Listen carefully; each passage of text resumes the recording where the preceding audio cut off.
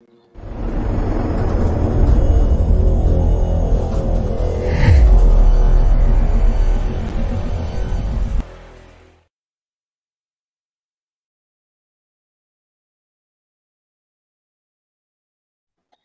everybody. Welcome back to another episode of Big Apple Hockey. We have a lot, and I do mean that not exactly loudly. We have a lot that we have to unpack. Hold on. And I just want to make sure I was muted right there. And I am. There was a little bit of feedback. I just don't know where that's from. Anyway, everybody, I am Mark Williams, your slightly under the weather host. And I'm joined by the host of the Final Buzzer, Mr. John Volkowski. I guess that says it all. He's a man of few words. And the man that I wrote in as for New York Governor last night, Mr. Anthony LaRocco. Oh, thanks, Mark. I appreciate the vote, Mark. And yeah, let's. I guess we could, we can get this started. But last night was an interesting game. That's for sure. The word interesting, it really does apply right here, and you have to use the word interesting. And we lost Filk for 1 second. We're going to get him back right now. Still looks like he's connected in some way. Unfortunately, that's where when people say to you, "Oh, hey, what's going on with that?" Oh, that's interesting. Yeah. There you go. Okay. I was getting a little bit of an echo for a second, but there we go. All right. So after most Ranger games, you can watch that guy right down at the bottom, Mr. John Volkowski. And let me just see if I have my audio is fine. My echo cancellation is fine. You sound fine. I don't know what you're. All right. I'm just hearing like a little bit of a buzz in the background. Yeah, I hear a little bit of it too. I don't hear anything. Okay. Well, we'll just keep going. So we're sorry about the confusion, folks. Just want to get an audio problem taken care of. But anyway, you can watch after most Ranger games with Filk. I try to do as many 60-second shorts as possible. The 60-second recap last night took about 3 minutes because as much as I want to give credit to the New York Islanders, I'm going to get more into what my other opinion is in a moment. But everybody, if you remember last night, which Anthony does because he was smiling from the result, the New York Islanders beat the New York Rangers 4-3 with the 3-goal third period. And you can see the Islanders record is now 9-5, which is not on the screen, but they got goals from Adam Pelech, Brock Nelson, and Anders Lee to win in regulation. Now, before we get to the final goal of the night, let's talk about first thoughts on the Islander comeback, their third comeback in the last 11 days when they beat Colorado and Calgary. Anthony, your thoughts on the third period comeback?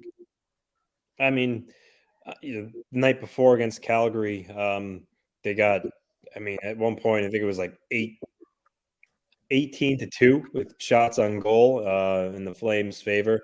Ilya Sorokin, held the fort and kept it to a manageable score. A couple of deflections had no shot on, but and then in the third period, they came back to life. So when they went down last night, I'm like, all right, well, they're playing back to back. I'm sure their legs are a little tired. They went it down 3-1. I'm like, what are the chances that they're going to do it again?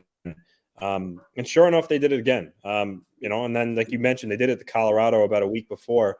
The belief in the room is that they could come back no matter what the score is. And, that's great to see. I think they all have the buy-in there. Clearly Lambert's system is more high octane and they feel like they're never out of a game. So, just flash the goals for 6th in the league in goals for, which I would have never imagined before the season started.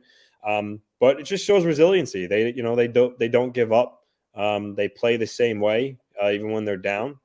They completed the comeback and, I'm happy. I thought the game was over. So I know there's a lot more to unpack and talk about, but specifically the comeback, though, like I said, it's nice to know your team's never out of it. But at the same time, you don't want to make it a habit of where you're having to come back because eventually you're not going to complete the comeback and, you're going to lose. But it's nice to have that belief in your back pocket, knowing, hey, we've did it 3 times now. So it's definitely good to see. And I'm just looking forward to keeping this going Thursday against the Arizona team, which could be a trap game, but hopefully they collect the lead in that game.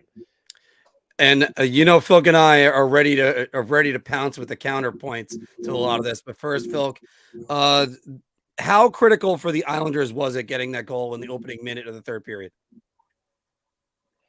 I mean, it's big. It's big. You fall asleep at the wheel to start a period, and that's what happens. And you can't do that. And the Islanders, I think you mentioned a 13-goal differential in the third periods.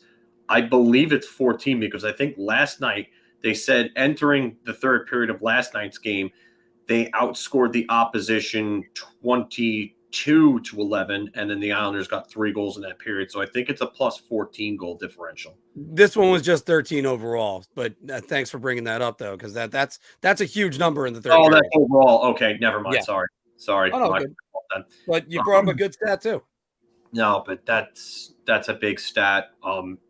And I don't know how you come out that unprepared for a third period knowing those stats. And there's no way you're going to tell me that Gerard Gallant is not cognizant of that stat.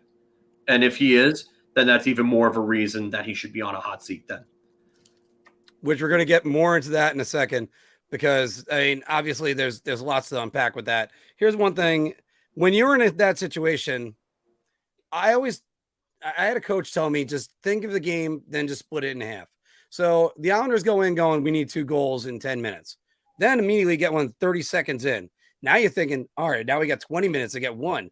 Then they get the game tied with about 7 minutes remaining. And then we're going to get into the final goal in a second. Then they get the game winner 3 minutes later. It's almost what they did to Colorado, how they tied the game with, I believe, the Mayfield goal. Anthony, correct me if I'm wrong on that one. Yes. And then Beauvillier with what ended up being the game winner. Mm-hmm. But we're going to have to unpack this, because this is where it gets a little bit crazy. Because on the other side of it, with the Rangers, they get goals from Vinny Trocheck and Chris Kreider, and also an assist from each. The Rangers lose in regulation with a 2-goal lead. They lost 1 game in regulation when they've led after 2 goals in the third period. This is their record in 1-goal games right now. They also had this moment. Everybody, this is no goal, correct? That's no goal. That's no goal. Yeah. Think about how much that could have changed if Varlamov didn't turn his skate right there, because then that's the hair that goes over. And finally, last but not least, and I queued this up for this controversy. Mark, just to another point before you get to that is, I believe it was still a 3-1 game when Jimmy Vesey had that breakaway and Varlamov stopped him. That was huge too. That could have sealed the game as well. And again, the second period, the Rangers dominated that second period. It was almost the opposite of the Detroit game for them. Yeah. And here we go, guys. Capo taken down by Wallstrom. Oh, the referees looked around. They didn't call it, and the Islanders score. Anders Lee gives. So, Filk, have at it. Were the Rangers screwed by the refs, or did they fail on their own? Combination of both, but I'm going to lean more towards the former than the latter. I mean, they played 40 minutes of good hockey, and the Islanders got away with a ton of calls last night that they should have been called for. I mean, you have Ryan Pulock and Adam Pelech running around, interfering with anybody that they can interfere with, looking like the 1998 New Jersey Devils, trapping, holding, and interfering with everybody through each zone that they can. No calls. 3 of them on Artemi Panarin.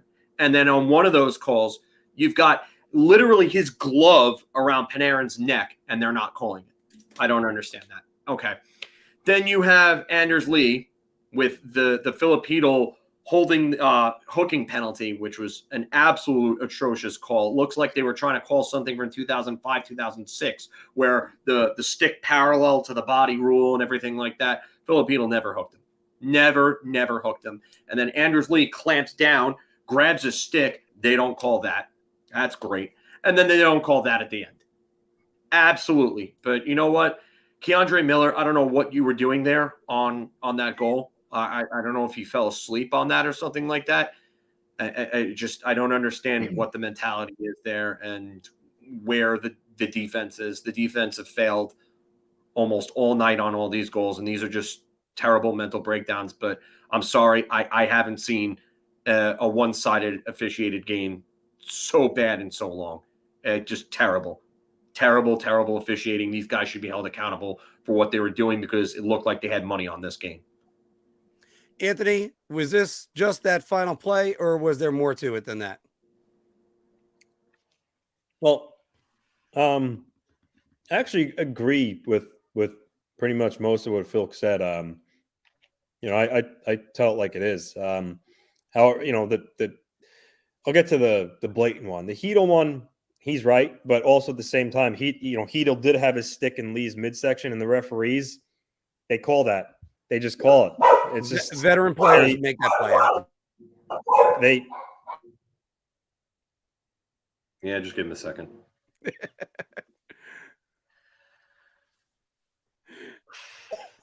So, the little one barks at nothing, and then it gets the big one riled up. It's just a cyclical thing that happens all the time.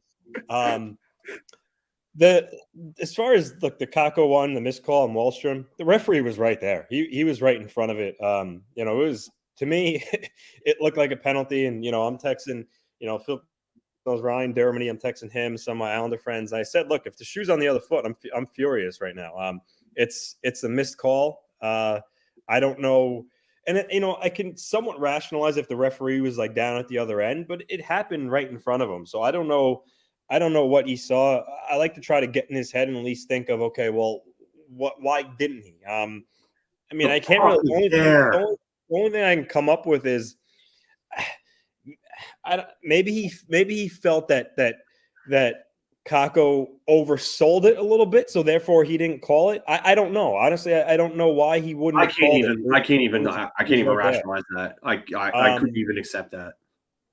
But nonetheless, it happened. The Rangers also flew the zone a little too early in that play. They let Lee get behind both defensemen. So yeah, it was a really bad call. It's unfortunate that kind of game-winning goal happens in that manner. But at the same time, the Rangers had a 3-1 lead, and they got lackadaisical in the third period. When you're talking about the comeback, I'm sure the belief in the Islanders' room was, okay, well, let's get one in the first 10 and then go from there. You got one in 14 seconds. That changes the belief totally. Now it's like, oh, we already got one. Now we could definitely, win this game, maybe even in regulation. So the Rangers dropped the ball early on, and the Islanders just took advantage of it. But yeah. I'm pissed though if it's me, if the shoe is on the other foot. But Mark, you said kind of in our text that the Rangers also did a lot wrong. They weren't great defensively and had a lot of lapses. So thanks for queuing me up, Anthony. Because after the Palmieri goal in the first period, the Islanders were dominating thing. And one of the descriptions I was going to have, it was the Rangers looked like Keystone Cops. They were running around like no idea where they're going. There was more order in a Three Stooges movie. So then what happens is then the Rangers get a couple goals, they get up ahead, and the Rangers are a great front running team. When they're up ahead, everything's going right for them. Then comes the third period. They let the Islanders dictate the third period, starting with that first shift. That first shift was total bullshit. And I'm trying to keep the cursing to a minimum, but I'm almost ready to go off. So first you give up one in the first 14 seconds, as you said.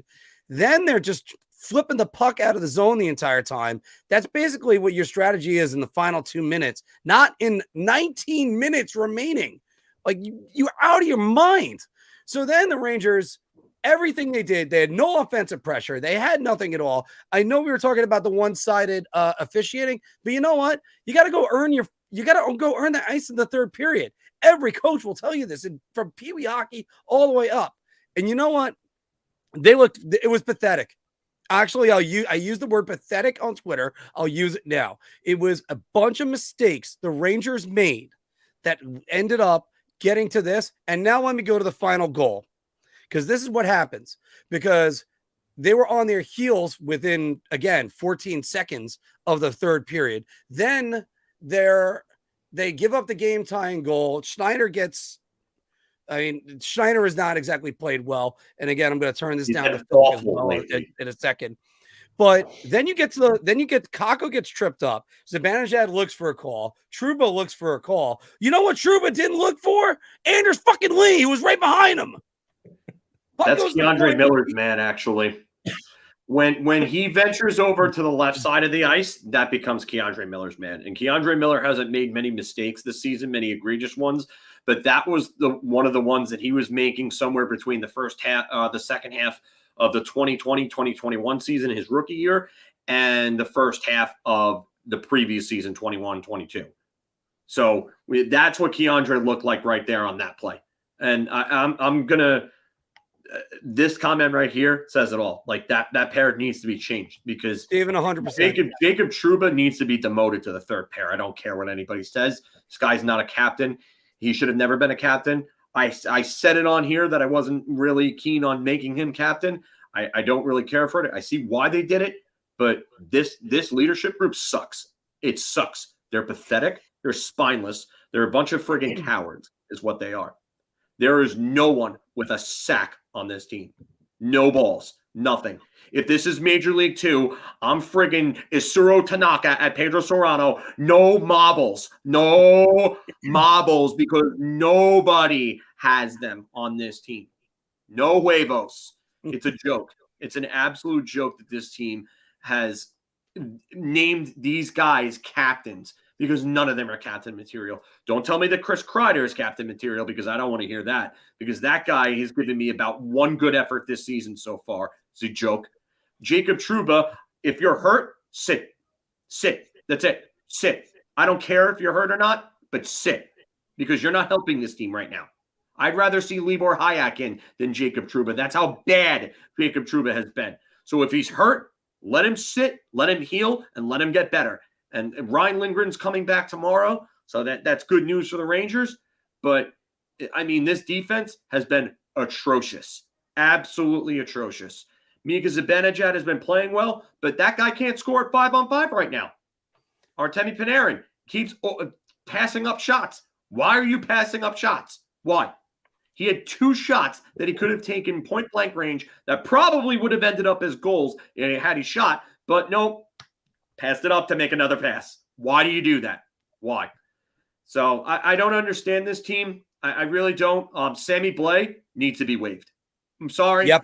I think it's time to end that experiment. I don't see any redeeming value in his game. He barely hits anybody. He looks like he has trouble keeping up with the play, so his knee might be cooked for all we know. And I would rather see Gustav Riedel up than Ryan Carpenter any day of the week at this point. Ryan Reeves can't ever play again because he's too slow to keep up. And I'm not gonna hold back on the coach either. This feels like 92-93 all over again.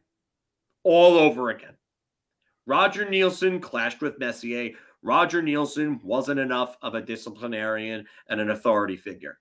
And this team is not responding right now. And you have a guy that's not doing the job. He backskated them once, which is shocking because I never thought that I would hear about Gerard Gallant backskating a team. But he backskated them once this season when they probably could have used about 2 to 4 backskates after some of the putrid efforts that they've given this season. So I think, and then if you watched his pressers or if you heard any of the comments last night, he was happy with the effort. Was he really happy with that third period effort? I mean, I think the first 2 were all right. I think they played well in the first 2, but they forgot that there was a third period to be played. So why is it that Gerard Gallant is happy?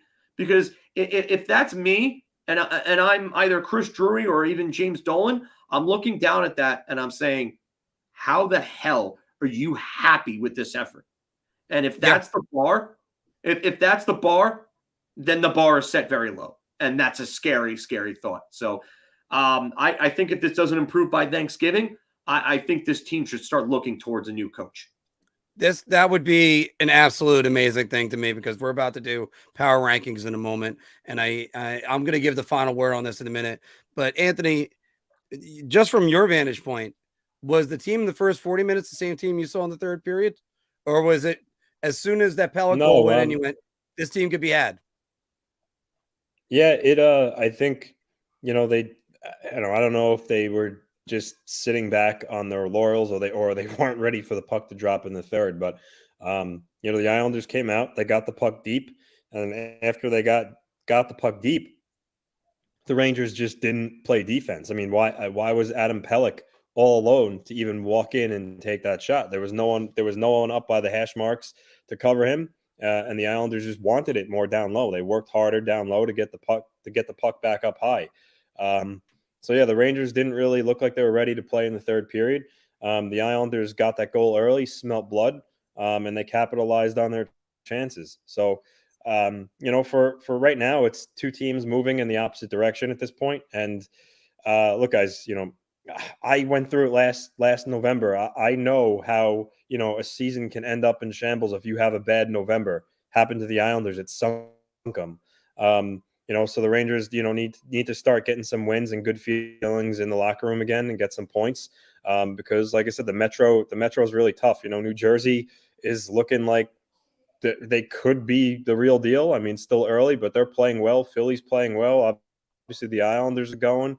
You have the Hurricanes, who are the Hurricanes. So the Rangers are going to start need to get some points. You don't want to have that weight on your shoulders where you have an uphill battle the rest of to kind of catch up. So a lot of things to clean up there. It's just Trouba's got to be better. Shesterkin was godlike last year. This year he's got a 9-10 save percentage, which I know he knows he needs to be better. I'm sure he's not happy with his play, but that's a reason too. That could be the disparity. And then Chris Kreider was scoring goals at will last year. Right now this year, he looks like the Chris Kreider of old that drew a lot of ire from Ranger fans in the past. So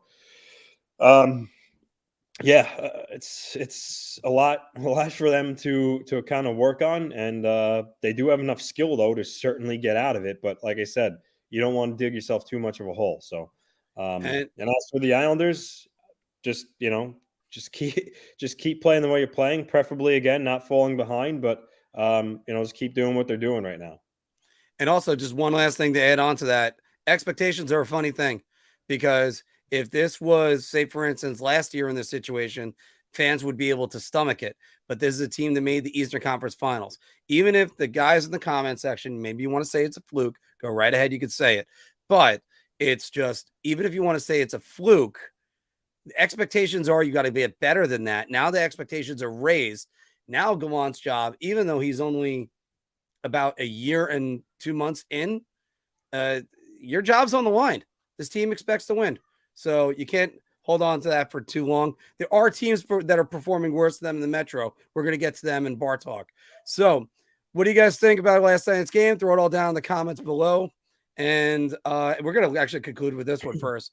Can someone please tell me why they fired Jacques Martin for Gord Murphy? I still question it to this day. That's a great question. I don't know. You had a really good defensive coach in Jacques Martin, and you fired him for Gord Murphy. And I will never, ever understand this. This team has made so many bad decisions over the last 10 years alone. I mean, after all, they got rid of Samuelson, who did a great job with them in 2014 and even 2015. But then, the questions on the organization are all over the place. So let's move on now. We're going to actually go out of this. And we're going to do some power rankings, which we haven't done all season. It's our first time. Here it is. Sorry, I got to get rid of the banner, everybody. It was still there. So, there we go. More power. You underestimate my power.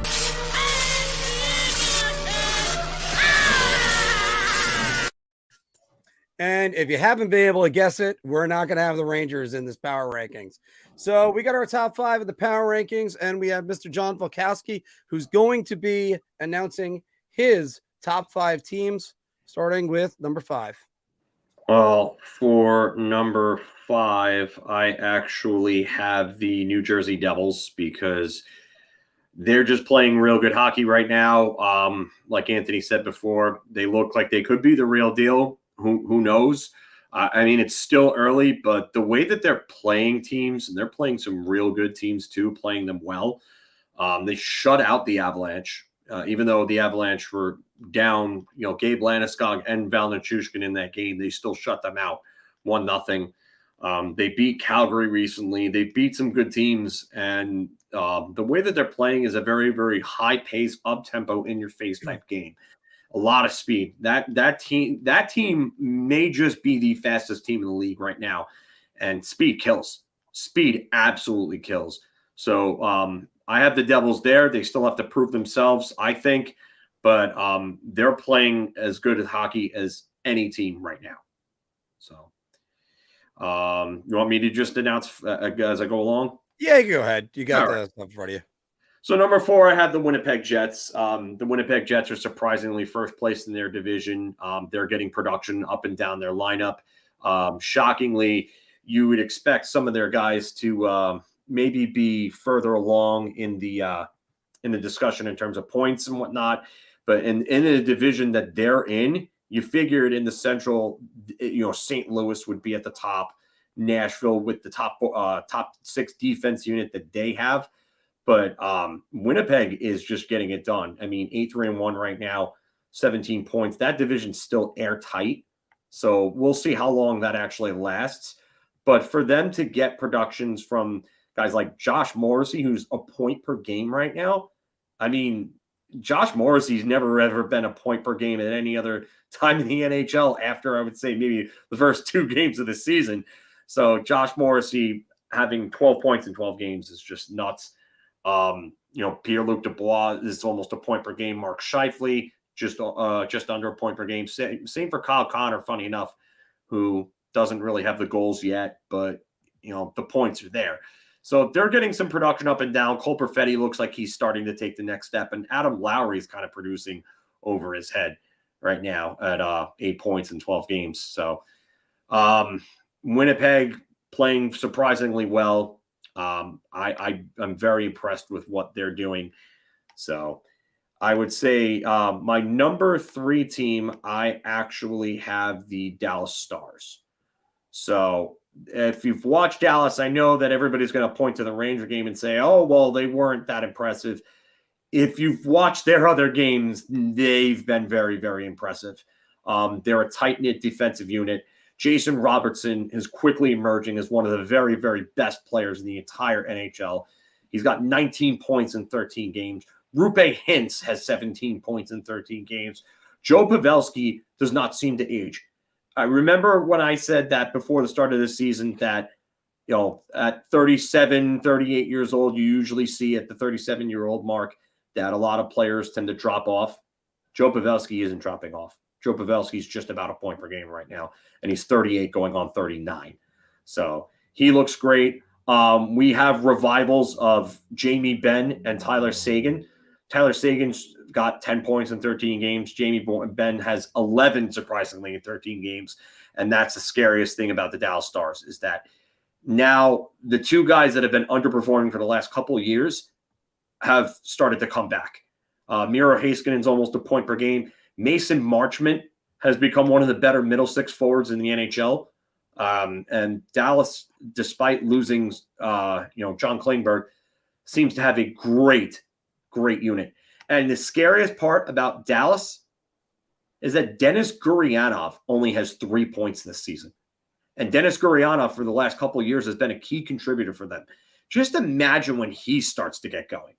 So that's going to be a scary, scary team. And that draft pick is probably going to be coming to the Rangers this year because it ain't going to be anywhere close to top 10 if Dallas keeps playing like this.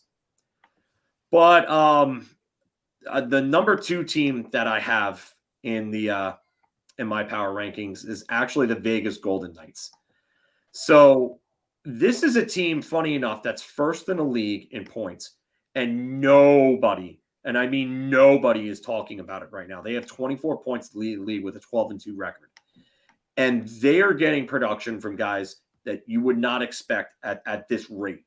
So Riley Smith is almost a point per game. Chandler Stevenson is almost a point per game. Mark Stone, I mean, you expect him to be there, but he's almost a point per game. They have 8 different players that are double digits in points, and I believe that's the most in the NHL, if I'm correct. So Nick Waugh has 8 points as well. Phil Kessel only has 5 points, but he could easily get going, and then this team looks even scarier. And then you have the rookie goaltender, Logan Thompson, who's got a .930 save percentage and a .212 goals against with 7 wins and 2 losses in 9 starts. I mean, even Aiden Hill's got a .925 save percentage and a .217 goals against. So their goaltending has been really good between the 2 goaltenders. So this team is playing really well. And Bruce Cassidy, if this keeps up, Bruce Cassidy's got to be the front runner for Coach of the Year for Jack Adams Award right now with the way that this team is playing. So if this keeps up, you'll definitely see some Vegas Golden Knights up there for the awards. And then my number 1 team, got to do it, but it's the Boston Bruins. The Bruins have just been great. And you want to talk about production, they're getting it literally from almost everybody. I mean, it's scary to think about what they're doing without Charlie McAvoy. They're 11-2. Only Vegas has more points than them just because they've played more games. But, I mean, you've got 20 points already from David Pastrnak. And I think he's 3rd in the league behind McDavid and Draisaitl. Hampus Lindholm is a point-per-game defenseman. And when did we ever think that Hampus Lindholm would be scoring about a point per game? Like, nobody thought that because he wasn't that type of defenseman in Anaheim. Patrice Bergeron is almost a point per game. And again, another one, Angels Wonder, 37 years old. You figured this would be the year where it would start to show cracks. Nope. Jake DeBrusk, 10 points. And then you have Taylor Hall and David Krejci with 9. Krejci's missed a few games. I mean, they're getting points from almost everybody. And then Charlie Coyle. Brad Marchand has 7 points on only 5 games.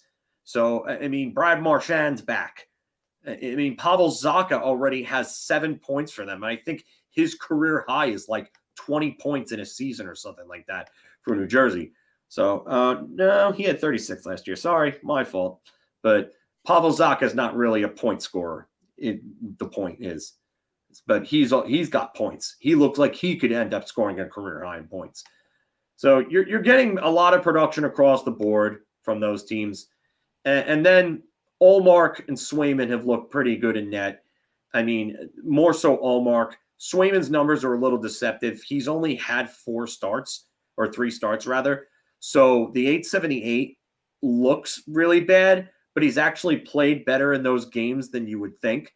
And then Linus Ullmark's got a .932 save percentage and a .205 goals against. He's got to be a Vezina front runner right now if we had to do rankings. So Boston, they just look like a well-oiled machine. But I'll tell you right now, Vegas could take over that number 1 spot by the next time we do it if they keep playing the way that they're playing. And I would definitely keep an eye on Dallas because they could end up coming out of the West if everything stays the way it stays. First things first, Dallas, not in my top 5, but he very easily could have been. I actually moved them back out, and but Pete DeBoer is definitely getting his fingerprints all over that team, and he's doing a great job with them. The guy that said in the group that Vegas is the number 1 is Mr. LaRocca right over here. Here's our list right now. Anthony, why is Vegas your number 1? Well, I mean, they're 9-1 in the last 10. Logan Thompson has a .930 save percentage, which Filk said. Jack Eichel's leading the way with I think 15 points in 14 games. And everyone kind of wrote them off a little bit when Leonard was announced he was out for the year. It was Logan Thompson as their goalie, and they traded for Aiden Hill. I'm like, I don't know about that goaltending. And Marc, even one of the first shows we did this season, you're like, where the bar talks was Vegas is back. I'm like, come on, guys, shot. It's like 2 games. But yeah, they look legit. William Karlsson's playing like the William Karlsson where he scored 40 goals in their inaugural year. Phil mentioned Riley Smith is off to a good start. So yeah, they're just firing all cylinders right now. So for me, it was an easy choice to put them at number 1. Yeah, and in my case, just going back to that list once again, I got the Devils up at 3. I do have the Jets and the Islanders on there. Me I too. pushed that the Stars really 3, 4, 4, 5, 6. You could do in almost any way. I think all of us have the Devils up there. Look, I'm surprised. I thought if Lindy Ruff got off to a rough start, he'd end up being unemployed, and Andrew Brunette, who is a Coach of the Year candidate, would take over. I agree with you, Filk. Right now, to me, Bruce Cassidy is definitely the Coach of the Year at the moment, even over Pete DeBoer, who I think might have a little bit less. But I mean, that team is firing on all cylinders, and Jim Montgomery's got to be up there too, because you got to look at what Boston's doing. Like I said, without Charlie McAvoy, and then Brad Marchand's only played 4 games. 5 games. Sorry. I mean, he's missed time. Charlie McAvoy's missed time. David Krejci has missed a few games for them, and they're still just winning and winning convincingly, and they're getting production from all over their lineup. So Jim Montgomery is, and it's a feel-good story too, knowing what Jim Montgomery went through and how he had to leave, hockey to kind of, fix his demons and everything. So Jim Montgomery definitely up there for Coach of the Year right now for me too. All right. Just before we close on out, guys, looking at our list yet again, you guys I'll just put it up one more time for you. Filk, who's a team that's not on your top 5 that could be in your top 5 next month? I would say if the Islanders continue this, they could definitely get in there. Anthony. Well, the Seattle Kraken, my top 5 is very similar to simply what the top 5 teams are in the league right now. My only change was I put the Jets at 5 and bumped the Kraken down. But the Kraken right now, point-wise, are the 5th best team in the National Hockey League. So, I don't want to sell them short. They're having a really good year. Burakovsky leads them in scoring. So they're playing really good hockey right now. So I like I said, don't want to leave them out to any Kraken fans, but they're playing good hockey, and the Pacific right now, who knows? Could be up for grabs. So, we'll see if they continue that play. Yeah, you took mine. I was going to say the Kraken too.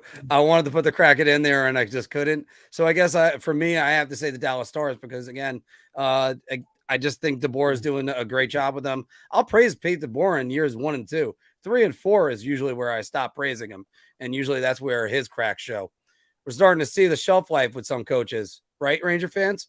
Anyway, hopefully I'm wrong about that one. I wouldn't mind being wrong about that. Anyway, what would be your top 5 teams? Throw it down in the comments below. And again, as Filk was talking, don't forget to smash that like button and like, share, and subscribe to us and hit that bell, so that way we can get more people watching. We're going to do bar talk, and then we have a brand new segment we're going to introduce tonight just after this. Shot. This is the easiest I've ever to answer. I'm going to say beer. I can't even begin to describe. I'm actually going to go crazy. I'm going to buy everybody around on this one. All right, everybody. Welcome back to Big Apple Hockey's Bar Talk, where we're gauging our confidence on NHL topics based on our choice of drink. Are you going to buy everybody around? You're so excited? Oh, dear God. I'll just take a shot. Not that excited, or just so I'll have a beer. So play along in the comments below. Of course, there are still Big Apple Hockey trucker hats that are available. Check them out in the link below. Phil, I'm going to start with you on this one. The New York Rangers need a veteran defenseman on that bottom pairing. I'm going to go with a round. I think that they need a veteran, and they need a good veteran here. Whether they move Jacob Trouba down there and they get a veteran for the second pairing, I think that would be optimal, because I just don't think Jacob Trouba is worth a top 4 roster spot on defense right now. But they definitely need a veteran to come in and change things up. So, yeah, I'm buying a round. Anthony. I'm going round 2. I said in the offseason, for a team that had cup aspirations, having 2 young, inexperienced players on your bottom pair, you need that veteran leadership for young guys, and, give them a break and whatnot. So, yeah, I think they could definitely use a veteran D in the bottom pair. Honestly, if they had cap space, I would say, you can claim Mike Riley off waivers because, he's a veteran, can skate well, bring some experience, but, he makes $3 million a year. So I don't see how the Rangers would make that work. But I think a veteran D, I think would go a long way for him.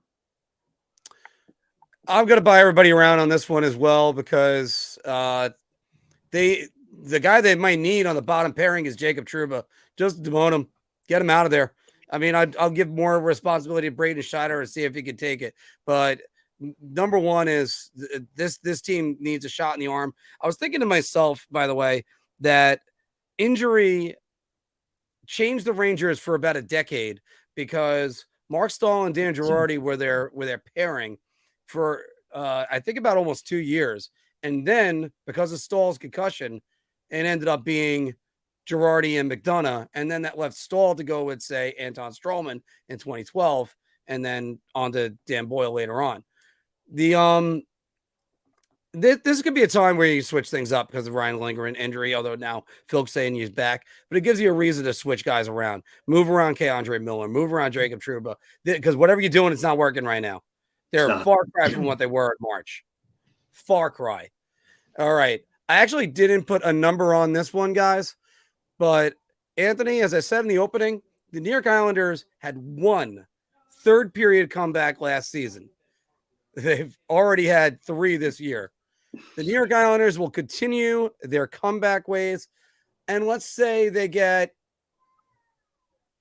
7 third-period comebacks this season. I mean, it's hard to put an exact number on, how many games they'll come back. And again, I said, I don't want to, you don't want to make a habit of it, but, it's nice to know that you can do it and, have that belief. And hey, guys, going into the third period when they're down and look at one another and say, we've done this before, we could do this. Having that belief goes a long way, and confidence. So I don't know. I mean, yeah, they could do it. They clearly showed it. So like I said, I don't want to put exact number on it. Like, oh, they're going to do it 5 Yeah, maybe more that was my times. mistake, putting a number on it. that's why I'm making the face I'm making, because it's kind of a weird. I don't know, the way it's presented is kind of weird. All right. I thought the number was going to be critical to it, so my mistake, guys. But the Islanders will continue their comeback ways.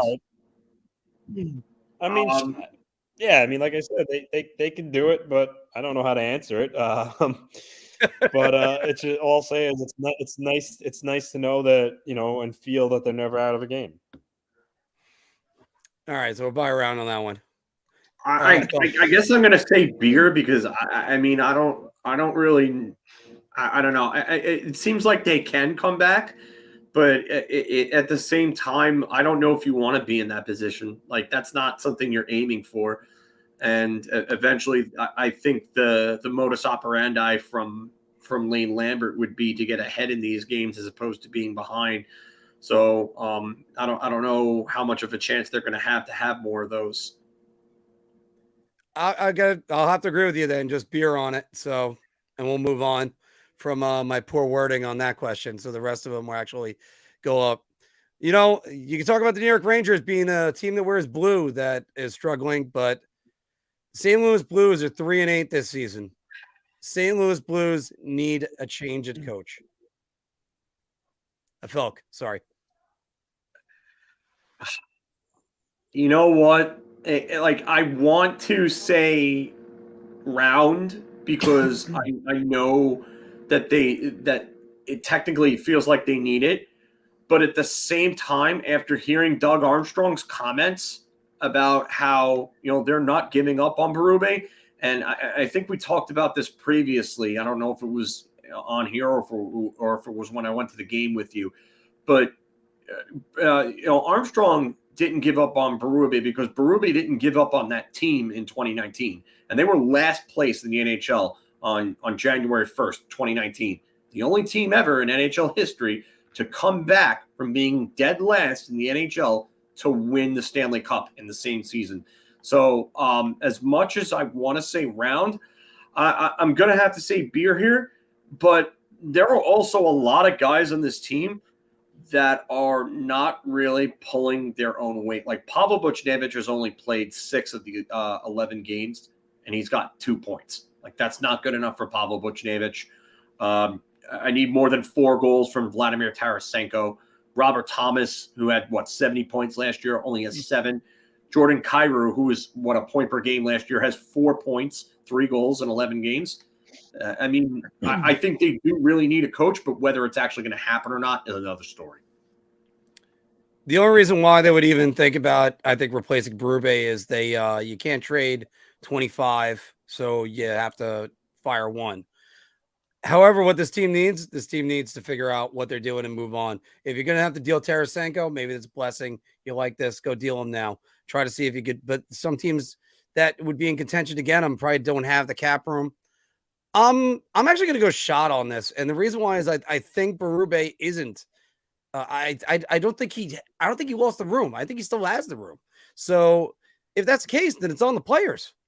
Figure it out, boys. That's what the Doug Armstrong comment was. Anthony? I'm going to go shot. I think Berube is a fine coach. I just think when it comes down to it, look at their goaltending. Binnington and Grice both have sub 900 save percentages. To be exact, Binnington's at 886 with a 337 goals against average. Not to mention the guy's a punk and a head case. So he bumped Sorokin when in between periods. That was becoming ridiculous. an old shtick. And again, Grice is 899 save percentage. His goals against average is above 3. They're just not getting the goaltending. And, Filk said some of the players, Jordan Kyrou only has 4 points. He signed that big extension. He needs to be better. So I don't necessarily think it's Berube. I just think they're not getting performance by certain players.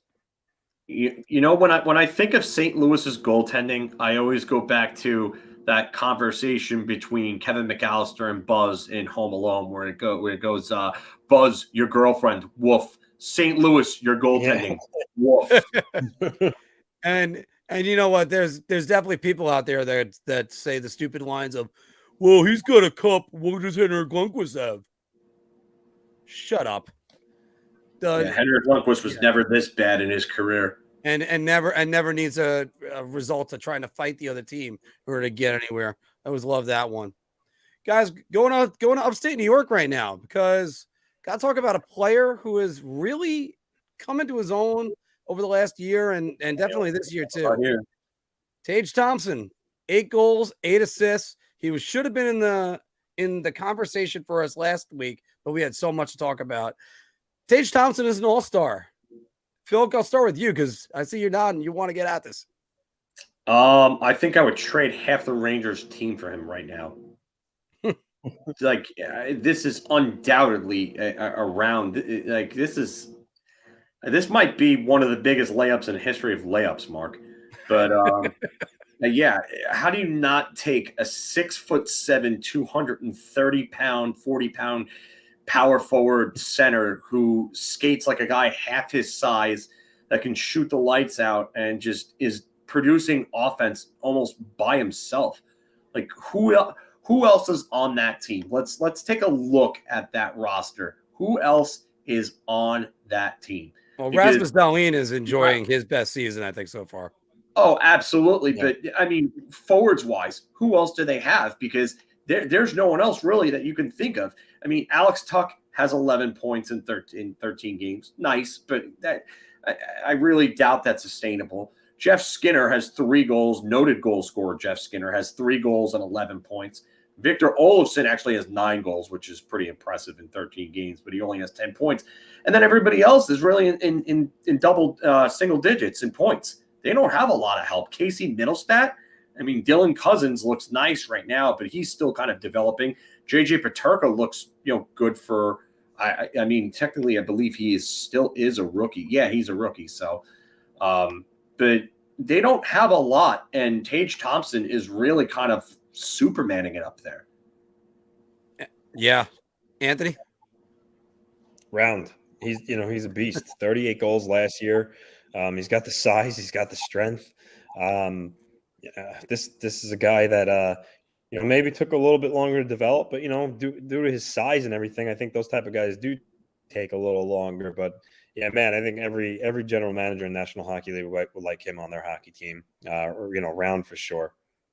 It's a round for me too, and yes, the segment is just to make us gush about Tage Thompson for a minute, because Watching him play right now, I mean, his one-timer on the power play against Pittsburgh last week, that was like, it almost screams like he's just saying, get in the effing net whenever he's shooting the puck. One-timer, wrist shot, everything. It's like that guy's just scoring on everything.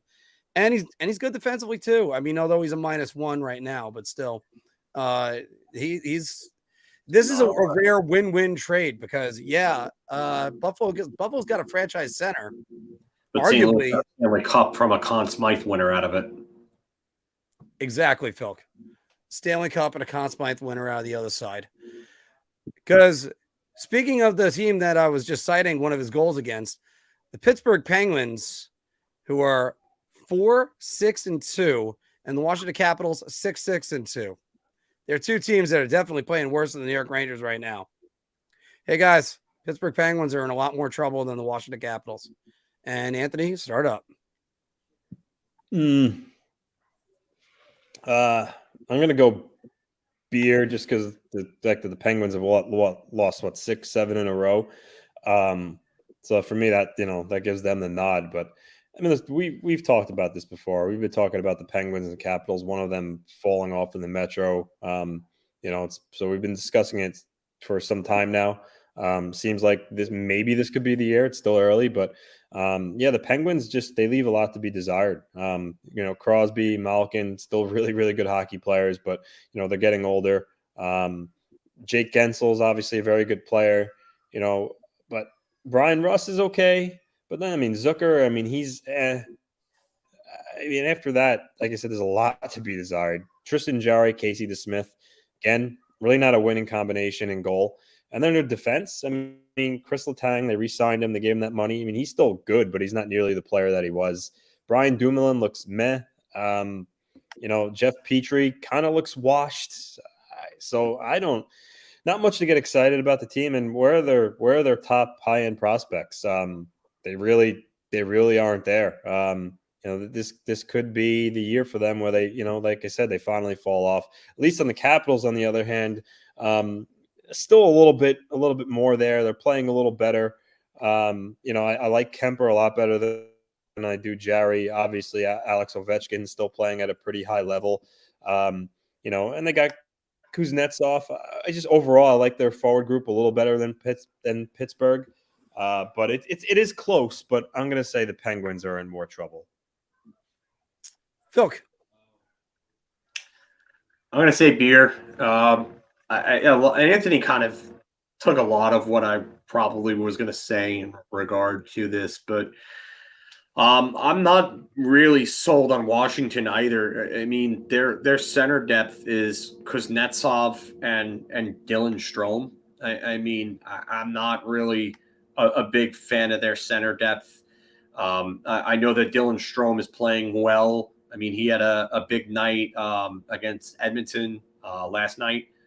So he had, I think, 3 points in that game. So, if you take those away, then you're looking at 9 points in 13 games or so. Kuznetsov has 11 in 13 games. He has only 2 goals. I think that Pittsburgh's troubles come a lot from their goaltending. Like Anthony said, it's really Jarry is not great. And then you have to worry about, the age of their core on top of that. I think Washington might have a little more depth support than Pittsburgh, but I do like Pittsburgh's top 4 defense better than Washington's, and Washington is without John Carlson right now. So it's really close for me, but maybe this is the year where Pittsburgh finally falls off. But at the same time, how much of a coincidence is it in that the year that Bedard is available that Pittsburgh starts to finally fall off? Go figure. I don't think it matters. I think they finally have they don't have a first round draft pick anyway. Oh, that's right. I'm going to double check that in a second, or you could get. I don't think they know. I don't think they do actually. Yeah. So, but I'm only going beer, and the only reason why is, God damn it, Sidney Crosby is a great player, and I actually give credit to Mike Sullivan, who's a great coach. He might end up taking the fall on it. They have a first rounder. They do have a first rounder. Awesome. You know they're winning the lottery just like Edmonton always does. Depends. If the Penguins end up getting Taylor Hall, you know they got the number 1 overall pick. So that's because Taylor Hall, I think, is 5 times. Anyway, but I mean both teams are in a lot of trouble right now. They're in a lot of trouble. And they're not looking very good. At least the Capitals are at 500, as I put on the record before. That's about it. And they're probably the only teams in the division, other than Columbus, I could say they're playing worse than the Rangers. It's hard to say about the Columbus because they waxed the floor with the Rangers when they came into Madison Square Garden a couple weeks ago. Terrible. Putrid effort. Yeah, that was awful. Well, Anthony, you were talking about your team that can make it back into the power rankings, the Seattle Kraken, 8-4-2.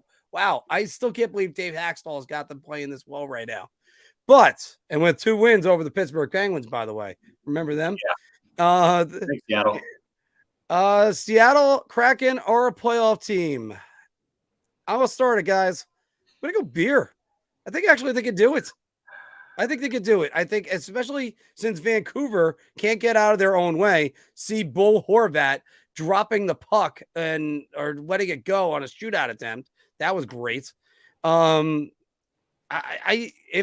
there are teams in the West that don't have their house in order, it looks like the Kraken might have the depth in order to do it, and that'll be their second year. That's a feel-good story. Filk. I'm going to say shot. It's a great start. It's a nice feel-good story, especially for a fan base that's been surprisingly very strong in terms of attendance so far in Seattle. I mean, they have some good young pieces. I think they're a few years away, though.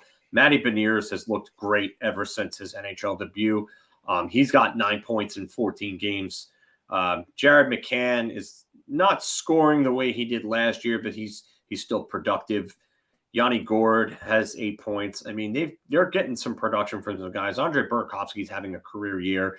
I think he cools down a little bit, though, just because I don't think they have the facilitators to keep someone at that skill level. But the thing is that you have to look at what's going on around the league, and especially in that division. So in that division, you have Vegas, who leads the league in points right now. You have LA right behind them, who I think is probably a better team. They probably have the firepower that Seattle doesn't have.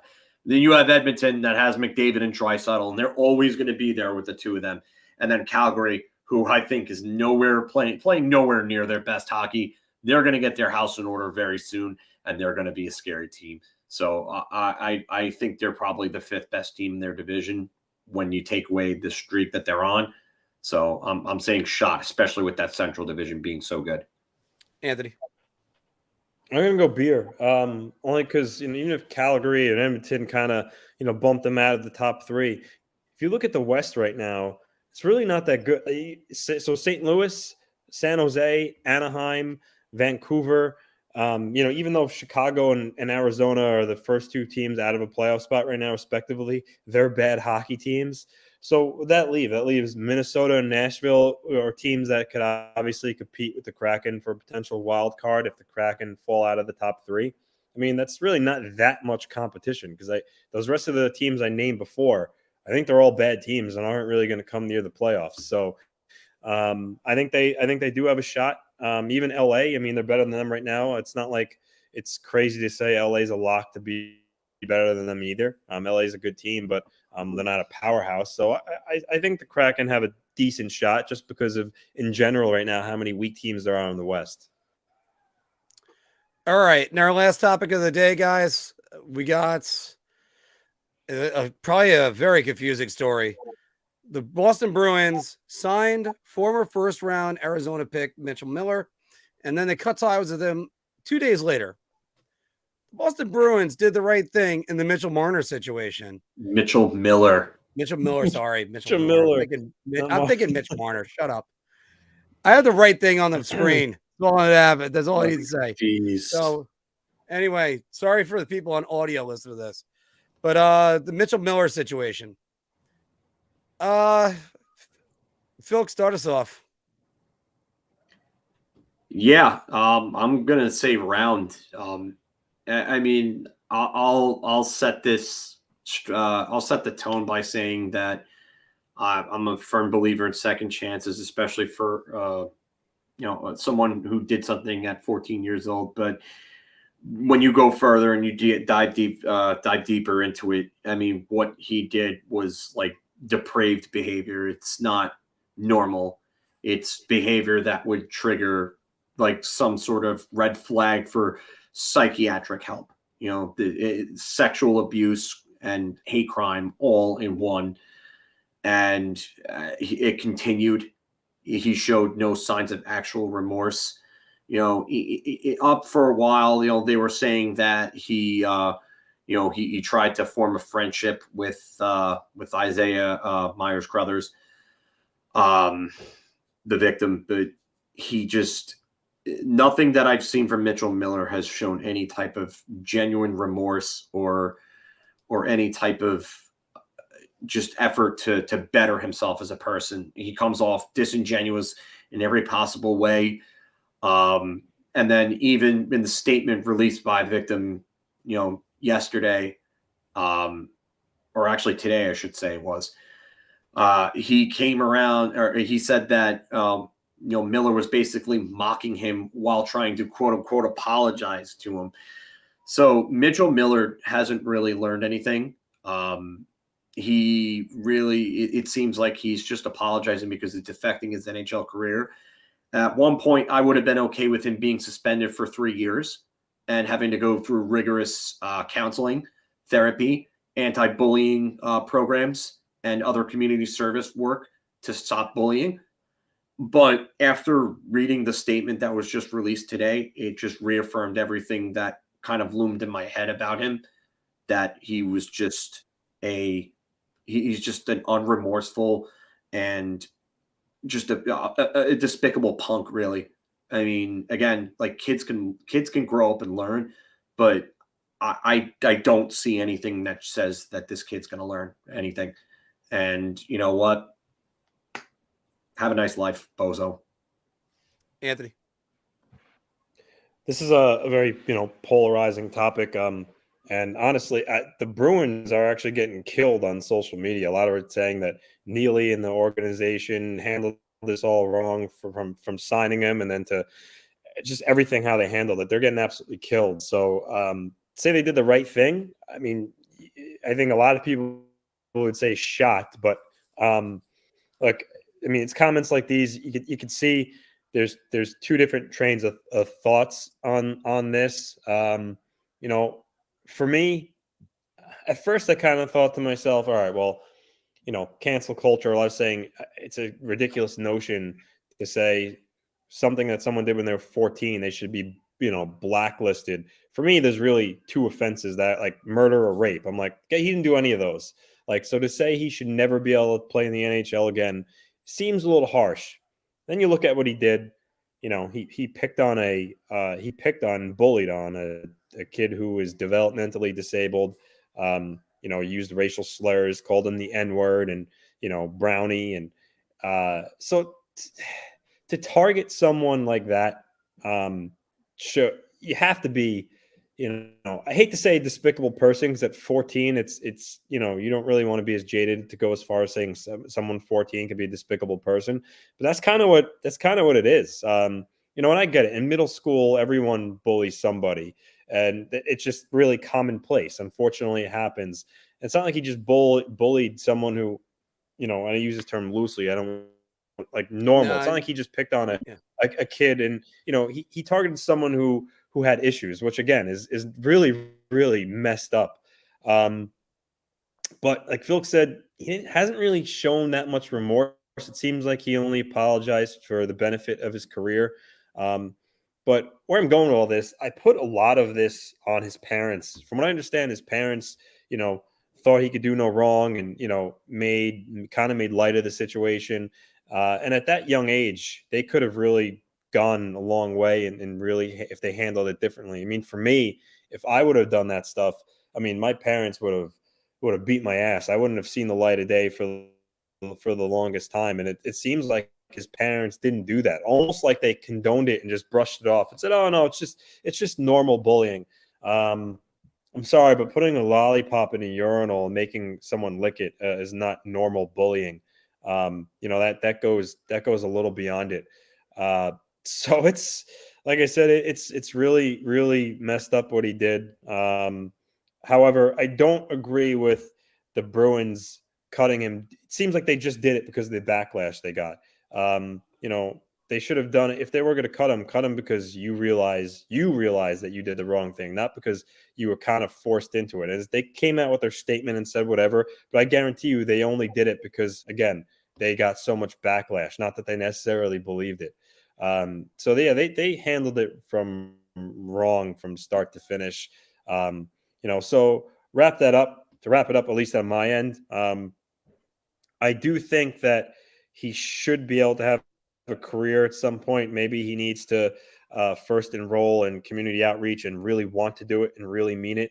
And then, have to, earn his right to play again. I don't think that he should be banned forever for what he did, though. As despicable as it was, again, he didn't kill somebody. He didn't do anything like that. And I'm not trying to minimize what he did. You get what I'm trying to say, though. I don't know if it's worthy of saying he should never play in the NHL again for something that he did. It was 14 under misguided, really parents. So I feel bad for the victim, something he should have never had to gone through.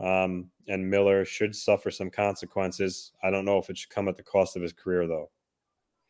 It's a shot for me. First, we're going to handle the way, just talking about the kid. Look, my first reaction was, again, we talked about this earlier. You punishing somebody for what they did in the 8th grade. You got to be kidding me. That's my first reaction. Then Filk elaborated the rest of it for me. And then I did some of my own research on it. Okay. Now, Arizona, when you're drafting somebody, you're getting them into your organization. They test you from head to toe, physically, mentally, everything. Stuff like this should have been coming up in interviews. And you're investigated. They don't leave any stone uncovered. So when asked about this, the Arizona was able to just kind of look the other way and draft them, or maybe even thought, all right, well, maybe with given some time, maybe all wounds can heal. I mean, we're always in a situation like this. Like remember Logan Mailloux last year, that the Canadians just Bergevin just jumped out and went, all right, let me go get him. He's got some issues he's got to deal with as well. But it's going with this. This guy doesn't feel any remorse. No, sorry. Can't play until at least you know what you did was wrong. Then that's it. Now the Bruins are the second team. Now you could be the recovery team. There's always a great story with that. There's the person that gets a second chance, goes to another team. He becomes a good citizen. Maybe they got a good enough locker room. That's maybe where the Bruins were thinking about it. But they really needed to uncover every stone all over again.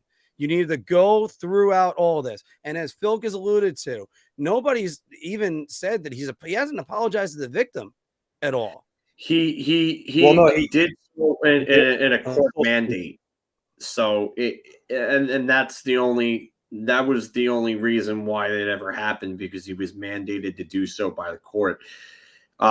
He actually had his attorney come out yesterday and basically, kind of break everything down. He was on the Cam and Strick podcast, and, he was talking about how, Miller has reached out to Isaiah and made attempts to kind of try to build a friendship with him, which Isaiah debunked in today's statement. And then you have that podcast that I'm not going to name because I think a lot of them are garbage on there. Basically went around today, and one of their guys who cheated on his pregnant wife turned around and said, "Oh, well, why is this mother so active in this pursuit and in this issue?" Well, you know what? And then you have people like that spreading that type of garbage, and that's pathetic, because this kid is basically now traumatized for the rest of his life because somebody who was completely racially insensitive and just a disgusting, deplorable kid who was probably raised the wrong way, turned around and made this kid's life complete hell. So now this kid's probably going to be in therapy for the rest of his life. And, and this is actually a really good post here. I mean, it speaks volumes when, you got guys like Patrice Bergeron and Nick Foligno and even Brad Marchand won't even go to bat for this kid. And they're not saying anything. I mean, they did. The only reason why I said round was because the end is the right thing. The end was the right thing to do. Yeah. They handled this thing so wrong. And then the pointing, the back and forth between the NHL and the Bruins and everybody, trying to save face and deflect blame on one another is just another reason why the NHL, hockey is the best sport with the worst league. And I continue to say it because it's true. It just, at this point, you know what? And this is another thing. Victim has to get HIV and STD testing because of that incident, and then the attorney said that this wasn't Isaiah wasn't the only target, and he wasn't their first target of the bullying that occurred by Mitchell Miller and his friends. Like, you really have to have some sort of twisted, evil mind to go and do that at 14 years old. Like, we're not talking about a run-of-the-mill bullying thing like Anthony, alluded to before. We're not even talking about a run-of-the-mill hazing incident. Who the hell does this type of crap? And so sick. That's you got to be sick to do this type of shit. So, I don't get how you get that mindset. And you're right, Anthony. And as a parent, you got to be sitting there thinking to yourself, like, how do you let your kid learn that type of crap and go and do it? Like, where are they getting this from? And then, because if it's the parents, then they need to be held accountable. Like I said, if I ever did anything like that, my parents would have beat my ass and they would have dragged me by my ear, and I would have been forced to go to the kid's house, knock on the door, and apologize. The fact that his parents didn't seem to, guide him in the right way, they really dropped the ball. So like I said, it's unfortunate for everybody involved. It's fortunate for the victim. Obviously he suffered the most, and I feel really bad. And essentially Miller's parents, essentially cost him his career. I don't want to take onus off of him because naturally, he's the one that physically did these acts. But at the same time, no one does that under, good parental guidance. And I think they did him a disservice. But I'll say one last thing in regard to it. At 14 years old, you don't know the weight of your actions, the consequences that come from your actions. You don't fully understand something like that at 14 years old. You don't understand the trauma that you can cause somebody by doing something like this. And, I'm with you here on this, Gregory. I'm definitely with you on that. Man, yeah. Because my mother backhanded me for far less than that. So, but you don't understand the consequences at that age as a teenager. But as you get older, you tend to learn these things and what type of lasting effects that they can have on people. And for him to continue this afterwards and to not apologize until he was 19 years old. Mm-hmm. To me, that just shows a complete lack of self-awareness, willingness to learn, a willingness to understand, and any type of genuine remorse. So for me, at first I was on the fence about it because, again, people can change, people can grow up, but I haven't seen anything, and I don't think there's going to be anything from it. So, and I kind of agree with you on that one, Filk, because unfortunately there are people that I've known that without using the word sociopath. Well, I just used it. There it is. They're basically sociopaths.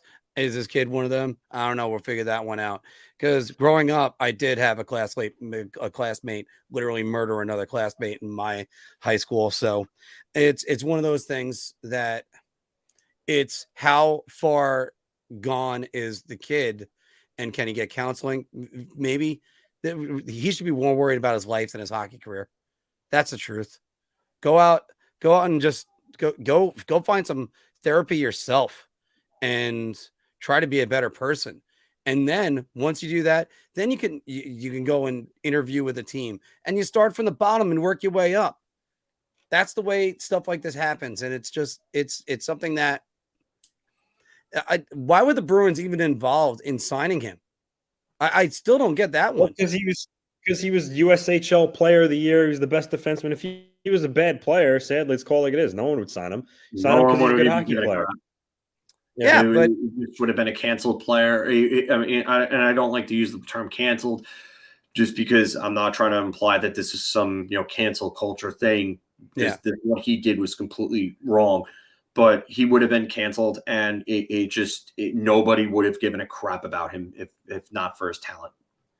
And by the way, we are going to have some fun in about 5 seconds, so we're going to get off this. It's just, again, they went up. They can't. I know what you're saying about cancel culture, and I'm trying to articulate this very well, but it's also like you got to think of the public reaction, especially in a post Michael Vick world, because ever since the Michael Vick returned to the Eagles, you have to think about stuff like that. And public perception, they're your shareholders for a reason, and just. They got to be smarter. You got to be smarter about taking on somebody. And let's say when he really is reformed and wants to change, that's a different story. So that concludes the bar talk for us, guys. We promise, like I said just now, there is going to be a lot more fun than we're going to be having in about 5 seconds, because we're introducing a brand new segment today. It's one's gonna be a little bit interesting, and I think it's going to be even better the more we're doing this.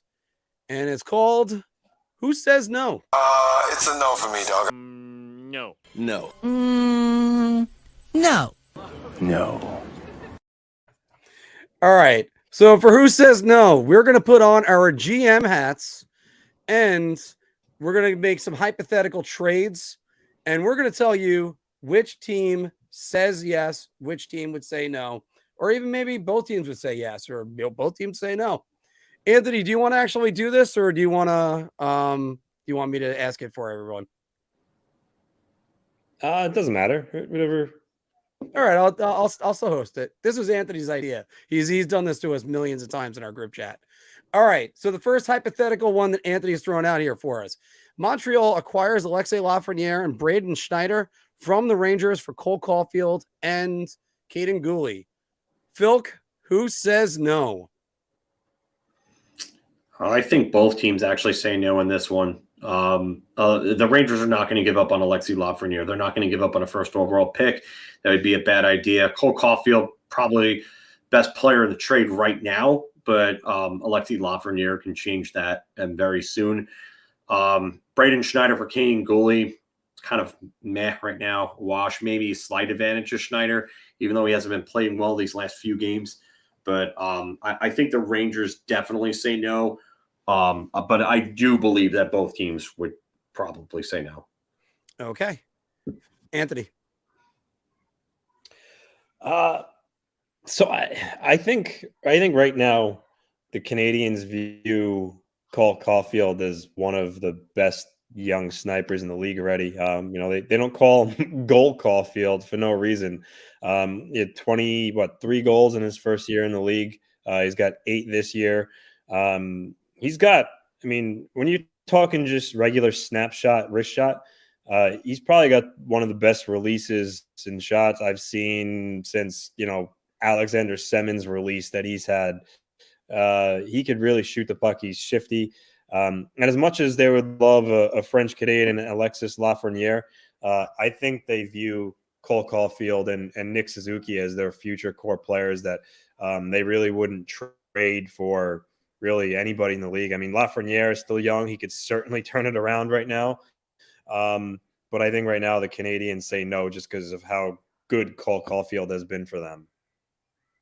I'm actually going to go with both teams would say no on this one, only because I think it's just the experience factor. Lafreniere and Caulfield will probably wash each other out because they're both basically the same amount of time. They're both 2020 is when they first came in. Caden Gooley, though, I think that if you reset the clock on Schneider, because I think Gooley's only been playing this year, right, guys? He didn't play much last year. Yeah. Okay. Yeah. So that's the only reason why. Everything about Caden Gooley has been great from what I've heard about him. He's been potential captain material they were talking about. He was the captain of Team Canada last year for the World Juniors. It's, he could be a hell of a player. I think both teams are happy with where they are right now. So a pending free agent the next offseason, and probably a guy that's going to get moved at the trade deadline. Boston Oh, yeah. acquires Bo Horvat from the Canucks for Fabian Lysel and Jacob Zaboral. Zaboral. Thank you. Damn it. Zaboral. Anyway, I put the emphasis on the wrong syllable. Anthony, who says no? See, I think Bo Horvat would fit the Bruins like a glove right now. Krejci's getting older, Bergeron's getting older, but Horvat would be a great center for him. I mean, he's got 12 goals already on the year. This is a guy that's had 31 last year. He plays in all situations. He could be a 50, 60-point forward. It actually looks this year he might have a career year. I don't know if he's going to re-sign in Vancouver, and I think a lot of teams would love to have him. The Bruins acquire Horvat. They're going to be even more of a dangerous team. He'd be one of probably their best centers. However, he is a pending UFA.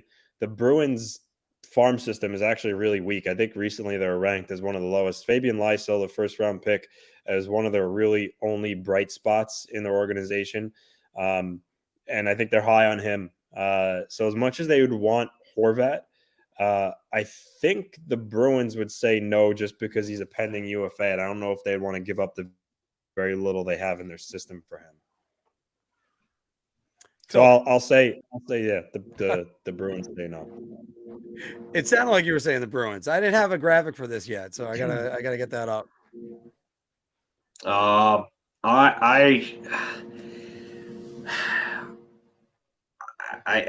think Vancouver might end up wanting a little more. I don't know if Zaboral's really much of a piece anymore. Like a few years ago, I thought he would be a good piece. The first in Lysel looks really good, but I think they might want another piece. So I think Vancouver would say no. But I'm not sure if Boston can really afford to even make this deal. Like Anthony said, there's just not enough prospect depth in the Bruins system for them to go and do this. And they just got rid of Jack Studnicka, funny enough, to Vancouver. They just made a trade with these two teams. So, I mean, that might be something to look at. But you know what? I don't know if that ends up being the case. So I'm going to say that Vancouver is probably going to want more. And I think they might be able to get more, especially if Horvat's available. That becomes a bidding war. Mm-hmm. I'm actually going to go with that. Boston says no. I think that price tag is going to be a little too high for them. Now, if it's right now, that's probably what they'd have to pay. If it's later on in the season, you might be able to get away with a 2023 first and Zaboral. That's about it. And you can stay away from Lysel. But we'll see about that one. Let's go back to Nassau County. The New York Islanders hypothetically acquire Patrick Kane from the Blackhawks for a 2023 first-round pick, a 2024 second, Anthony Beauvillier, and Atu Ratu. Filk, what are your thoughts on this one? Because this is one that I'll give my thoughts on this in a second, but I looked at this and went, wait a minute. Go ahead. Quantity and not enough quality. I like Ratu. I don't really care much for Beauvillier. I think you kind of know what he is. I don't know if that really helps Chicago going forward. And I mean, if I'm correct, he's in the last year of his deal, and he's going to have to be paid even more. A first for them would be a late first, and it's probably going to be the case for any team that deals for Kane, because it's going to be contenders that are going to try to deal for him. But I think if anything, when you're looking at a trade like this, there's going to have to be more quality. And it's funny because Anthony ended up saying that about a Capo Caco mock trade to Chicago that involved Patrick Kane. So I just think there's going to have to be more there. Beauvillier has another year left after this year at 4.15. He's really not playing all that well right now either. And I just don't think he gives you much. Second round pick, all right. First round pick, okay.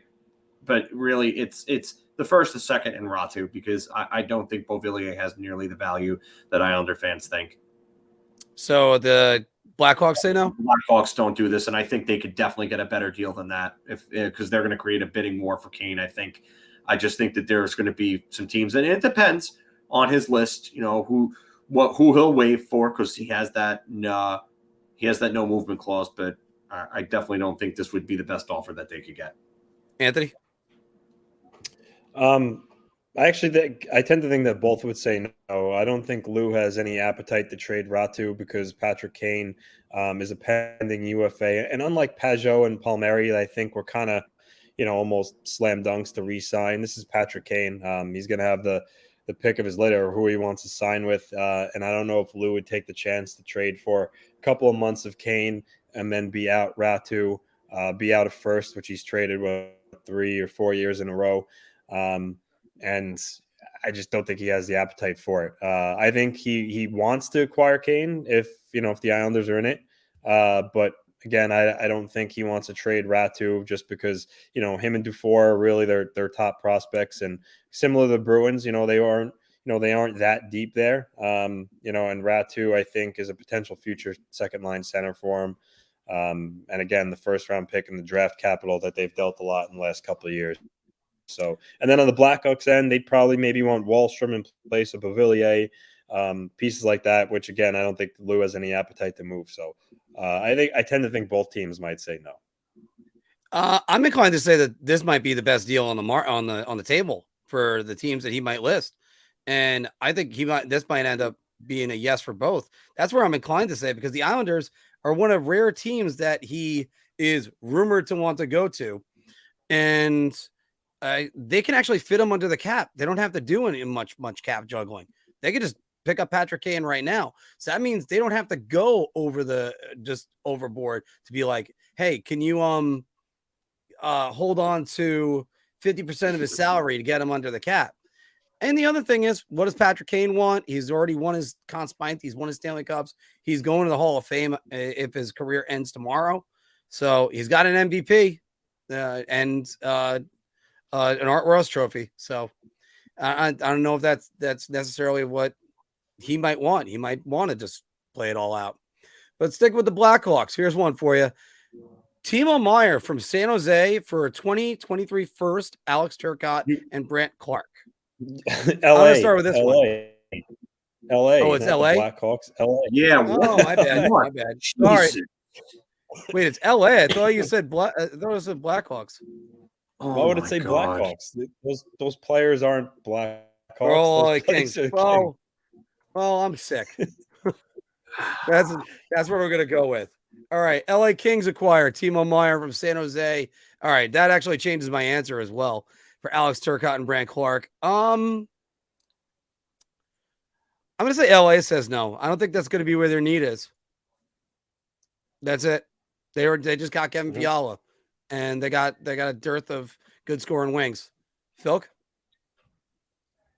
I think both teams honestly say no to this one because I think that San Jose would want more for Meier, who's a restricted free agent after this year. So technically his rights are still under control. And then you have, LA giving up one of their top center prospects, one of their top defensive prospects, and a first-round pick to a divisional rival, a divisional rival, one of their most hated teams. I don't see that. I don't see it from either end. So I'm going to say both teams say no here. And Anthony? They are division rivals, so I think they very well may both say no, but I'm going to say LA says no. Brandt Clark, they just drafted. They're high on him. And as much as they could use another upper echelon scoring winger like Timo Meier, you got to remember his qualifying offer could be, it's actually is $10 million for his qualifying offer. But either way, he's going to get a lot of money. And, LA's, they're not in terrible cap situation too, but they're a young team that's looking toward the future. I don't know if they want to give up all those assets as good as Timo Meier is. It's just kind of sad. I went through a flawless hour and 28 minutes, and then now I make a mistake, and everybody's jumping on me. All right, and the last one, this would be a tremendous blockbuster. I will start with you, Anthony. The Colorado No, Avalanche. you were not flawless for an hour and 28 minutes. What did I mess up before this? Mitchell You Marner said- instead of Mitchell Miller. Oh boy, I said Yeah. Mitchell Marner because that's his full Oh name, my isn't God, no. Yeah, don't call yourself flawless for an it? hour. All right, I Yeah. was near flawless. That's what I was saying. Anyway, Colorado Avalanche acquires Mitchell Marner and Morgan Riley from the Avalanche for Mikko Rantanen and Sam Girard. Anthony, go. Give me yours. So Meyer and Kane, I did, players that could realistically, be moved. This one's more of just like a fun one. Obviously, none of these players would be traded.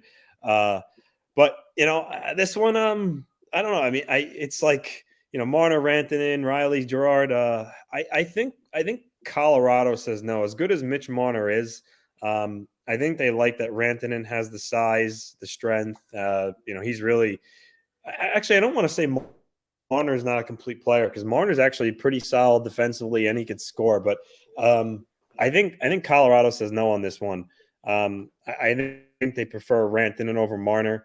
They're both really superstar players, but I tend to think Colorado would be more inclined to say no than Toronto would be, to be honest with you. And is Riley Girard, not that Riley's really excellent in the defensive zone because he's not, but I do think he's a better defender than Sam Girard.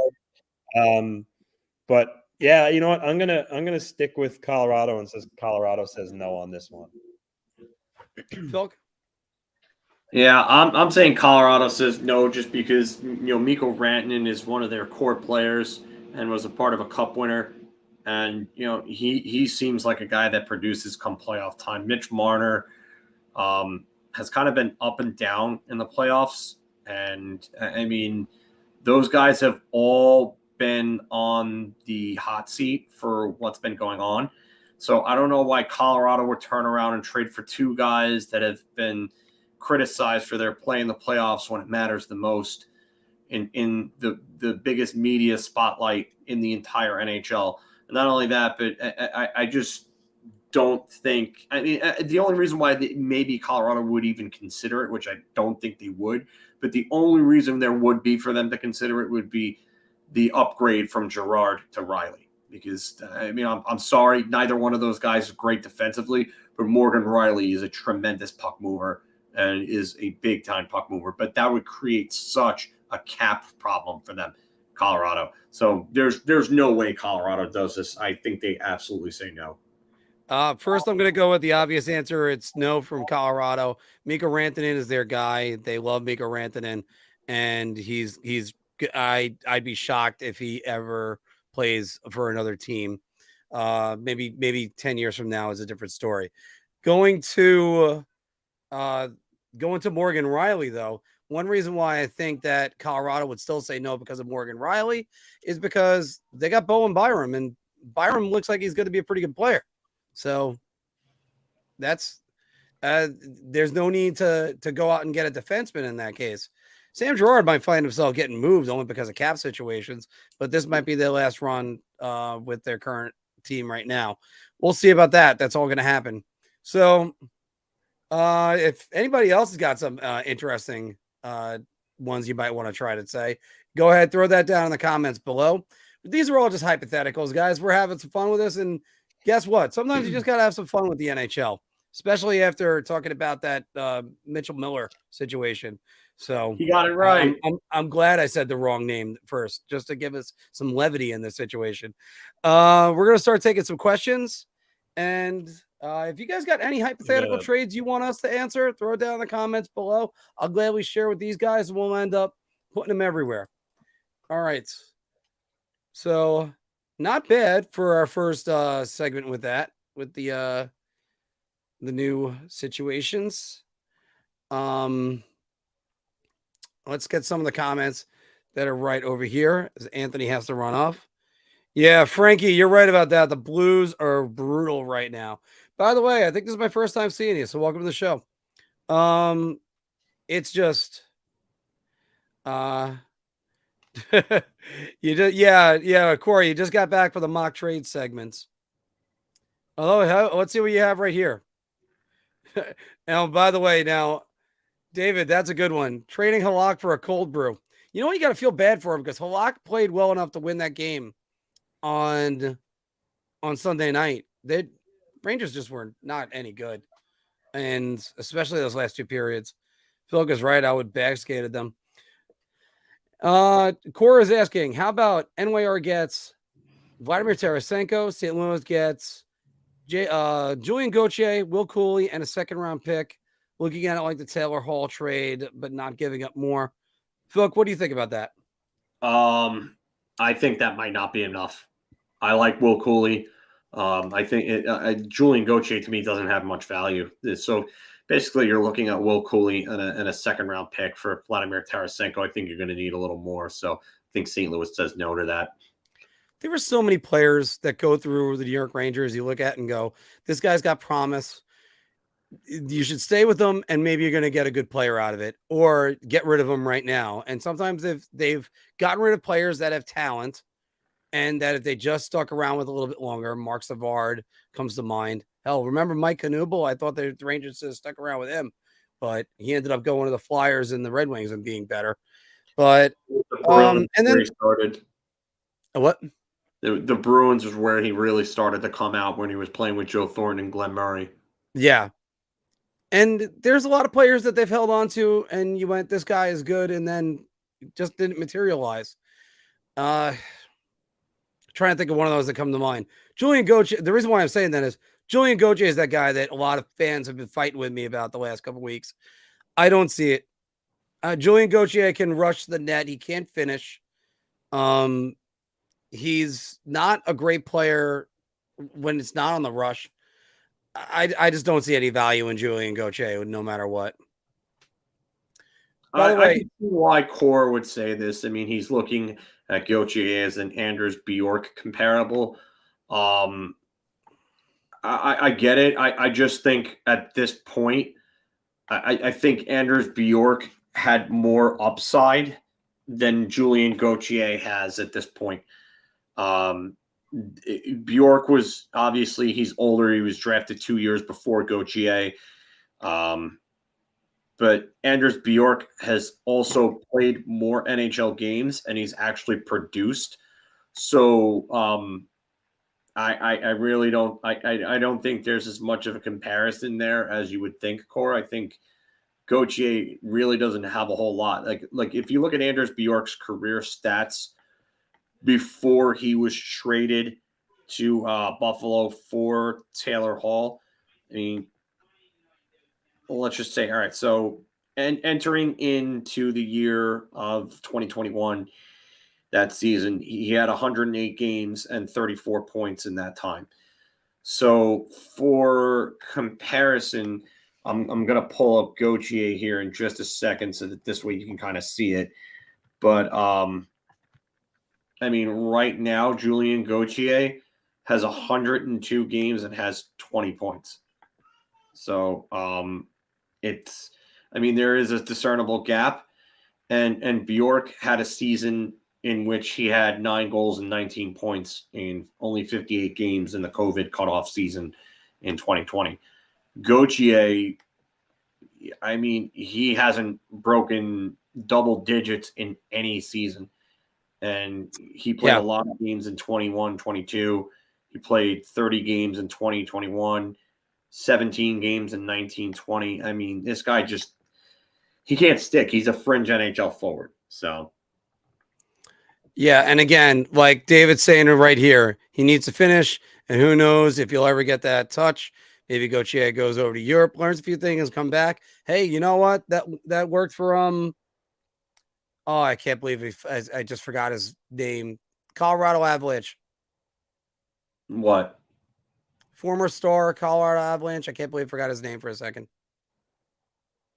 They just re-signed him. He had a huge Nichushkin. He went back to the KHL, learned a lot of things.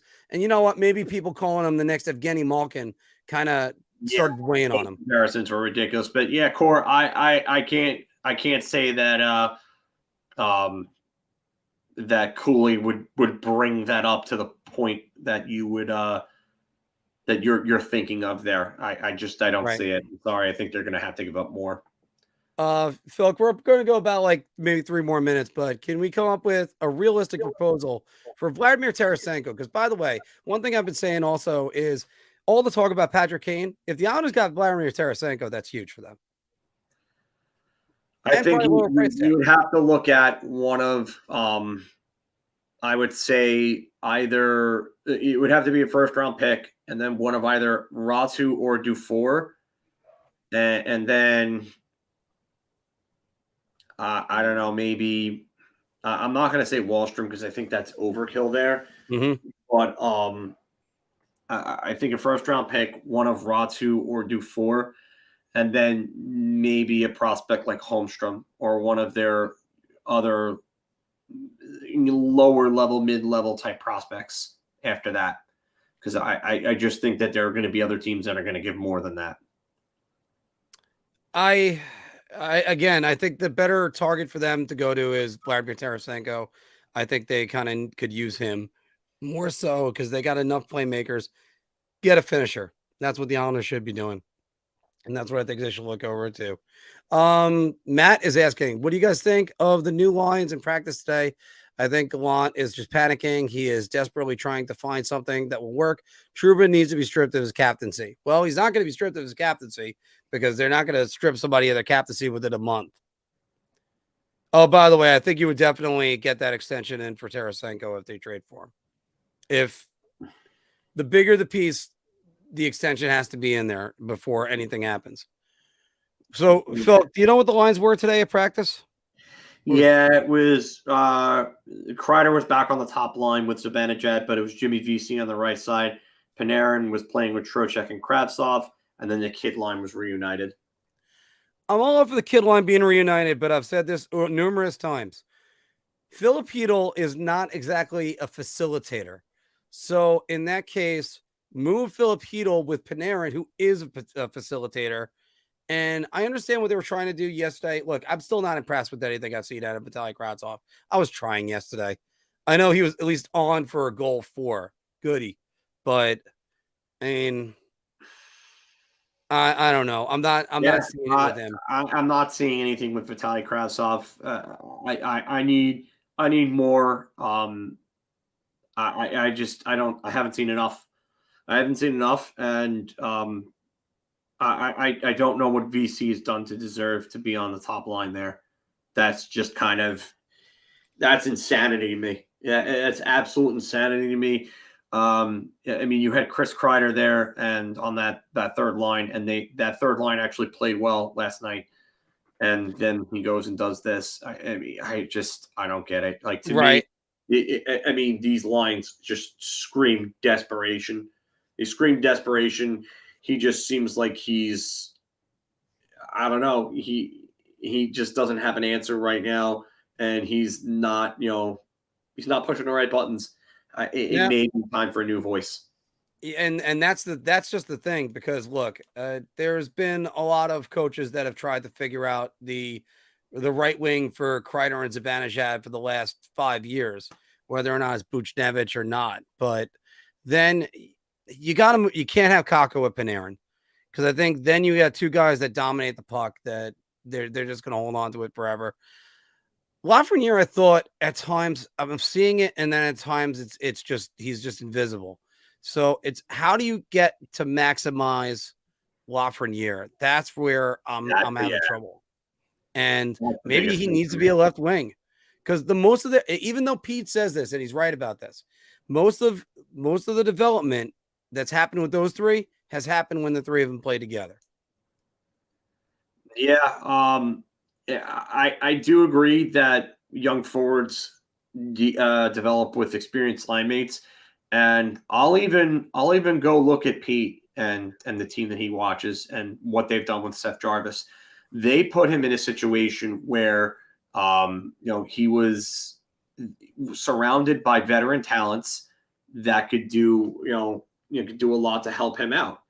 And you gotta, like I said, you've gotta bring young forwards along by placing them in situations to optimize their development and their output. And the Rangers organization has just done such a terrible job with this wave over the last, I would say, 5 years of having these guys develop. Like Zibanejad kind of came out and did his own thing, and Zibanejad's development came down to his off-season training, and they dealt away JT Miller because JT Miller, he didn't take his off-season training seriously as well. And I actually know stories from people that I'm friends with who have actually seen guys like JT Miller and Kevin Hayes partying, and the way that they party. And JT Miller even admitted in an interview that, it took me the trade to Vancouver to wake up to realize that I had to take the next step to my game. Well, that's because two teams already gave up on him by then. Two teams gave up on him, but you've got to turn around and put these guys in the right positions. You don't have Alexi Lafreniere on power play 1, which is ridiculous. Power play 1 has been struggling for quite some time. They need another shooter that can take away, the looks from Zibanejad and Panarin and give them a reason to open up and not cheat towards Zibanejad. They're cheating towards Zibanejad in that cross-seam pass. You've got to put a shooter on that left side, on those far boards, a left-hand shot. Mm-hmm. That's Alexi Lafreniere. That's Capo Caco. These guys are going to start putting up points and getting more confidence when you start putting them in situations to where they get opportunities to develop that confidence. They're just not doing it here at all. And I don't understand why they refuse to do it. Take Trocheck off that first power play. You don't need him on there. And while you're at it, take Trocheck away from Panarin. Trocheck is a good player. You don't need to have him with Panarin. You know who Trocheck should be playing with? Let me find somebody who said this earlier. Kako. Because again, Vinny Trocheck, and I know the guy right over here had a little bit of a Twitter beef last night talking about Vinny Trocheck and Ryan Strome. But Trocheck, you're right, Joe. Trocheck is a superior player in every single way. Superior defensively. Superior. Come on. Vinny Trocheck, he doesn't need to be with Artemi Panarin. And by the way, Filk, I said this over and over again. Matchups. Matchups are what everything is. And if you're telling me you're a player, you've been through this, where if you look across the ice and you got a line that's giving you trouble, and then you get the rotation that's not against the line that's giving you trouble, you end up going, all right, now maybe I could do something else. Trocheck is their defensive, is their probably their best defensive center. Maybe. Goudreau? Or arguably, if you want to say, Mika Zibanejad's playing good two-way hockey right now. But again, you need to be able to put these kids in situations in which they're going to develop. And they haven't done this so far. And something's got to change. The power play has been spotty. Change that up a little bit. The lines at even strength just aren't working. Change those up. So I get it, but I don't know. These lines kind of reek of desperation. And I get why they want the kid line back together, because they need a third line that can score. And I understand that. I completely understand it. But Jimmy Vesey in the top 6 is a problem. And if that's going to take away from that second line, then that could be a problem. But you know what? I'll look at it in a glass half full perspective. If this is the move that gets Vitaly Kravtsov going, then that goes a long, long way for this franchise. A long, long way. I think you need the contra code in order to get him to even do anything. Cheat codes ever. Yes. It's just, I look at him and I just think to myself, Filk, this guy is not an NHL player. You're going to have all the talent in the world. Like if this is baseball, we talk about their stuff in their pitcher. Oh, their stuff is amazing. AJ Burnett had great stuff. Oliver Perez had great stuff. Guess what? They're not a good pitcher. So, that's what this ends up coming down to. I don't think Vitaly Kravtsov, because he's not the best skater. I kind of made the joke last night. Is he drunk or something? He always seems to be off balance. and he nearly ended his career 2 weeks ago against Dallas because he's off balance and the defenseman ran with the boards. The reason why VZ is in the top 6 is because he drew 2 penalties last night. He also took a penalty that led to an Islander goal, but I think he had 2 penalties that he drew that ended up leading to Ranger goals. So it's hard to say what's what with that. So yeah, something's gonna have to change, Filk, and they're gonna be going on tomorrow night. Who do they get tomorrow night? They get Calgary, Detroit. Yeah, awesome. All right, I'll end it with this one here. Othman was never going to get the call this year, as much as we all wanted it. The plan was to try to see if he would have been ready and blow the doors off of them in camp and preseason. And if that would have been the case, then they would have kept him up. But he didn't do that, and that's fine. You can't expect that of a player. But I do think that there's a very strong chance that Othman makes this team next year, because I think he's just going to – I think that really pissed him off that he didn't make it. And you can tell by the start of the season that he was OHL Player of the Month. Yeah. Like, he has gone out and he is literally Roddy Piper in They Live. I came to chew bubblegum and kick some ass, and I am all out of bubblegum. And I don't have a gun, so I'm going to use a hockey stick and shoot you all down with pucks into nets. And you know what? I think you might be right about this, Court. I think he might be up with the team when his OHL season / playoffs end, and you might see him for a few games then. But the start of the season was just never – it wasn't going to happen. And, Phil, we're going to wind this down probably in the next 2 minutes, but this is why I think you're right about that one 100%, because the Rangers aren't going to have that much cap, especially if they go get a defenseman, or even, like, let's say they go for a bigger player. So then,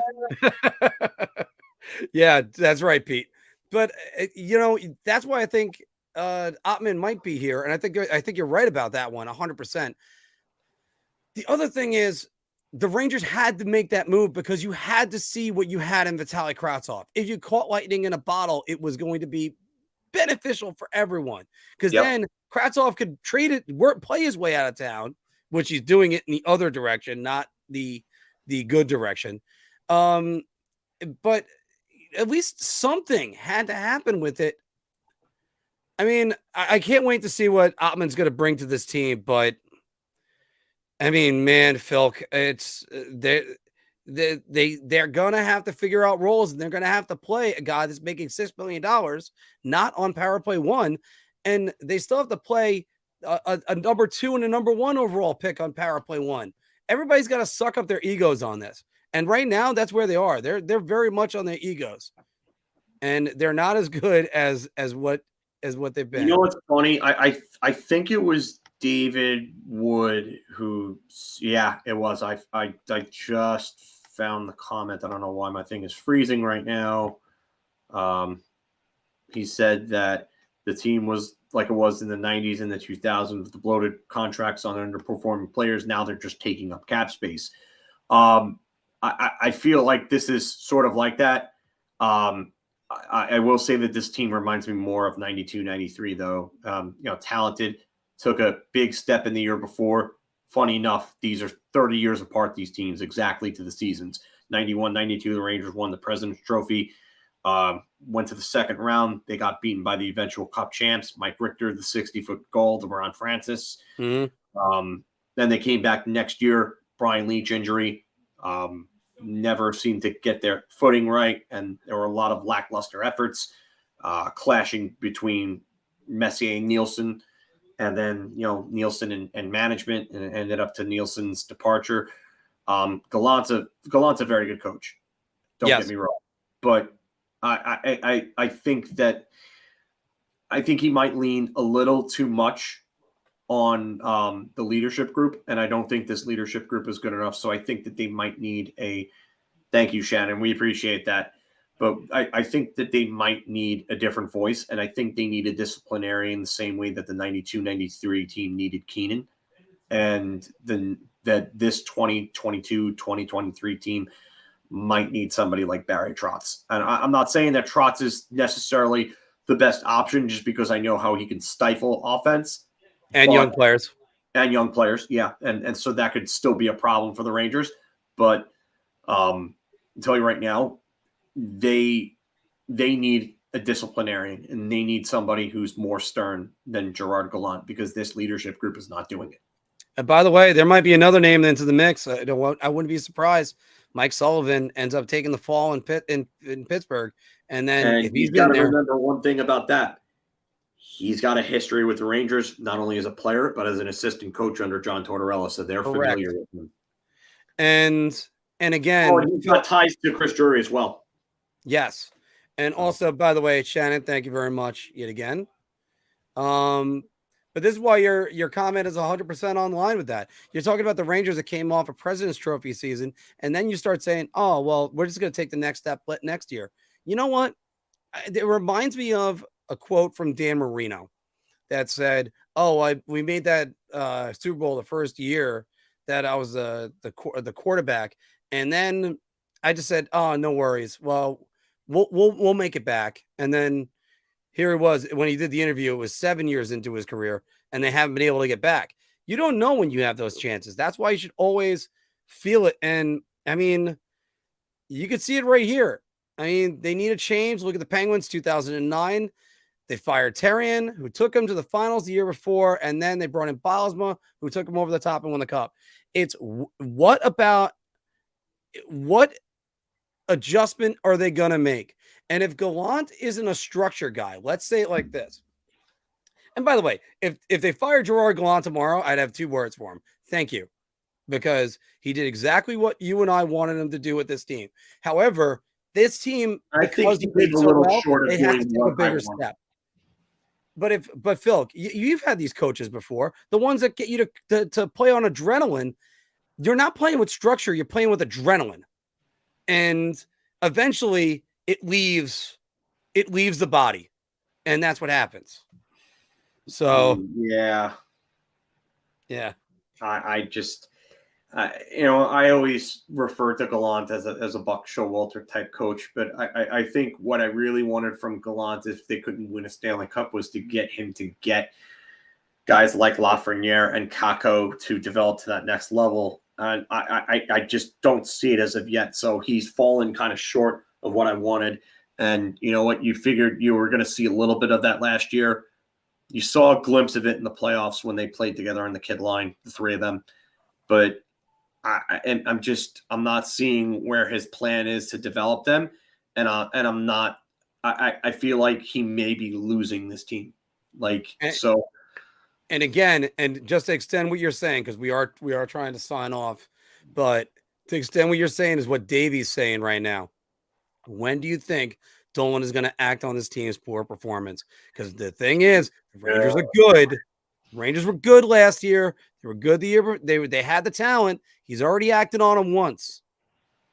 He's going to want them to act on this. And that's what's going to happen. It might be Thanksgiving. It might be Thanksgiving or the latest Christmas. But until this team gets forced into using Kakko on the first unit, Lafreniere on the first unit, either or using them more. Because I wanted to make a joke during the live tweeting yesterday. Oh, what is it the Islanders have? Oh, there's the second unit power play. What's a second unit power play? It's not just 90 seconds and then you're off. It's just, come on. So, all right. So, guys, we're going to end it there because it's starting to, I'm starting to devolve myself into a bitch session, which, if the Rangers go off and win the next few, I'll be happy with that. But this team right now, I'm not seeing promise that this team had from game 1. Filk. We'd love to have that team back from game 1. One of 2 complete efforts they've had all season. The game that we were at was a 65-minute, yeah. 65-minute effort. But the fact that they can only give you 2 complete efforts all year out of a season that's almost 20 games in is just ridiculous. Got to remember, you're almost at the quarter mark. So, yeah. And as they say all the time, American Thanksgiving, most of the time you could draw a line and that's it. Sort of like Memorial Day for baseball. There's another one to throw in there. Football, there's always a lot of moving parts. That's why I don't put that for football as much. So, everybody, by the way, thanks for joining us today, and thanks for joining us for our brand new segment of Who Says No. We got a lot more that we're going to be covering this week. Always look for my 90-second reviews. Always look for Filk, ready to talk some post-game whenever he can. And sometimes life gets in the way. We have an interview we have to book with Tom Laidlaw of the New York Rangers. He's going to come on. We got to get that started. And it's going to be a rough month of November. So so far it's already been a rough month of November, I want to say. But then again, every November for me is pretty rough. How about you, Phil? Well, I mean, something nice happens at the end of the month, but that's really about it. Yeah. No, there is a nice day that happens at the end of the month. That's really it. Yeah. All right. Guys, thank you very much for joining us today. And we'll see you next week, hopefully with a brighter attitude.